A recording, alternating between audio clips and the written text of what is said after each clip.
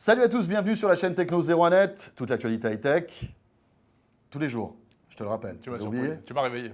Il y en a un qui suit, ça fait plaisir.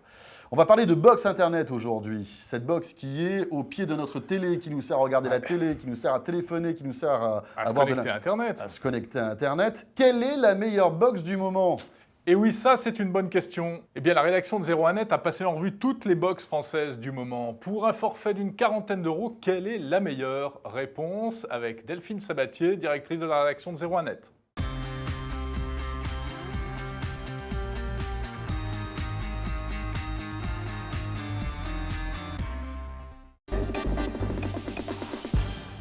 Si on parle du processeur, aujourd'hui, toutes les box du marché sont à peu près équivalentes, excepté peut-être SFR qui est un petit peu en dessous puisque c'est la plus ancienne. Donc elle ne bénéficie pas d'un processeur Intel. Maintenant, la question ne se pose pas vraiment comme ça. Je dirais plutôt qu'est-ce qu'elles sont capables de faire ces box. Et aujourd'hui, véritablement, c'est Free qui offre une box la plus complète avec des fonctions les plus avancées aujourd'hui. C'est la seule, par exemple, qui offre le lecteur Blu-ray intégré. C'est la seule, par exemple, qui a des fonctions d'enregistrement des chaînes télé qu'on bascule sur son PC. Donc, plein de fonctions avancées qui font vraiment la différence au quotidien quand on s'en sert. Toutes les box sont à peu près équivalentes. Il n'y a pas tellement de différence puisque le débit dépend de l'endroit où je me trouve. C'est-à-dire, si je suis loin d'un central téléphonique, je vais avoir du mal à capter de la DSL. En revanche, si on parle de demain, donc il y a le VDSL qui va sans doute arriver, qui va améliorer les débits des internautes loin du central qui sont très malheureux aujourd'hui. Ça, la Freebox sait le faire. On n'aura pas besoin de changer de box chez Free. Et puis, il y a la fibre optique. Alors, la fibre optique, c'est génial, sauf qu'il n'y en a pas beaucoup en France pour l'instant. Parfois, ça coûte beaucoup plus cher chez certains opérateurs. Chez Free, c'est le même prix, mais c'est assez rare. Là, je vous dirais, aujourd'hui, la meilleure box pour le débit, c'est Numéricable quand même, puisque c'est un réseau câblé, fibré jusqu'aux immeubles, au pied des immeubles, et qui offre jusqu'à 200 mégabits dans le meilleur des cas, avec des offres quand même plus chères. Mais déjà, pour 45 € à peu près, j'ai du 100 mégas. Séries télé, cinéma, Numéricable, loin devant, gros historique sur la télévision quand même avec Numéricable. En VOD, je crois qu'ils vont jusqu'à 20 000 contenus, donc ça c'est un record.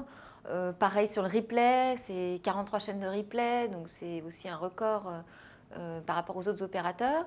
Maintenant, sur les séries, il y a quand même un avantage pour Orange et SFR aujourd'hui, puisqu'il y a OCS, Orange Cinéma Série, qui est un bouquet maintenant qui est en partenariat avec HBO, qui permet d'avoir des séries télé américaines très suivies jusqu'à 24 heures après la sortie US. Donc ça, c'est très sympa pour tous les fans de Games of Thrones notamment.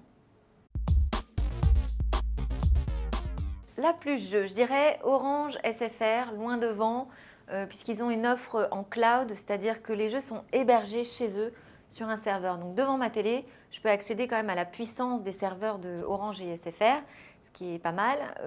Chez Free, si on compare, les jeux sont hébergés dans la box. Donc même si le processeur est puissant, ça limite les possibilités. Donc on a moins de jeux et des jeux moins intéressants. Il y a quand même un problème, c'est que comme mon débit dépend de l'endroit où j'habite, même si j'ai des jeux très puissants hébergés chez Orange et SFR, peut-être que je ne pourrais pas y accéder parce que je n'ai que 3 mégas à la maison. Elles sont toutes quand même de bon niveau, ça c'est la bonne surprise. Alors on a tous des galères de SAV, mais globalement quand on les teste, c'est pas ridicule. Il y a quand même aussi du monde pour répondre. Les temps d'attente, ça va de 2 à 8 minutes. 8 minutes, ça nous est arrivé chez Orange, c'est quand même assez pénible. 2 minutes, c'est assez correct. Free s'en sort très bien. Free et SFR sont les premiers de notre test SAV. Bouygues est quand même moins convaincant sur nos tests de hotline. Ça peut s'expliquer notamment par un moins important nombre de hotliners par abonné. En moyenne, c'est un hotliner pour 1700 abonnés, alors que chez Bouygues, on est plutôt autour de 2003. C'est une explication, ce n'est pas la seule. Il y a des problèmes de réponse. Alors chez Free, je n'ai pas précisé, j'ai dit qu'ils étaient bons. Il y a quand même un problème de suivi de clientèle. Notamment, on se fait rarement rappeler quand on a un problème chez eux. Aujourd'hui, c'est celle de Bouygues à 37,90 €. La plus complète, qui en offre le plus pour 38 €, c'est celle de Free, la Freebox. faut quand même dire qu'elle est aujourd'hui très désavantagée par des problèmes de connexion, de débit, les soirs et week-ends où c'est vraiment problématique, on ne peut pas se connecter à YouTube. C'est pas seulement YouTube d'ailleurs, c'est aussi sur la télé. La plus généreuse, celle qui en offre vraiment le plus, mais aussi la plus chère, c'est Numéricable. Incontestablement sur la télévision, c'est la plus forte avec 4 tuners HD dans sa box. Je vous en passe des meilleurs, mais il faut mettre le prix.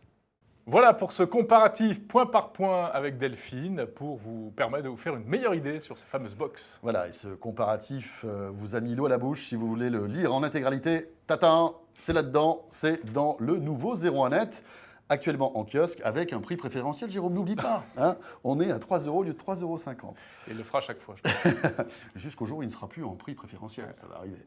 La chaîne Techno 01net, toute l'actualité high-tech tous les jours. À très vite. Salut à tous.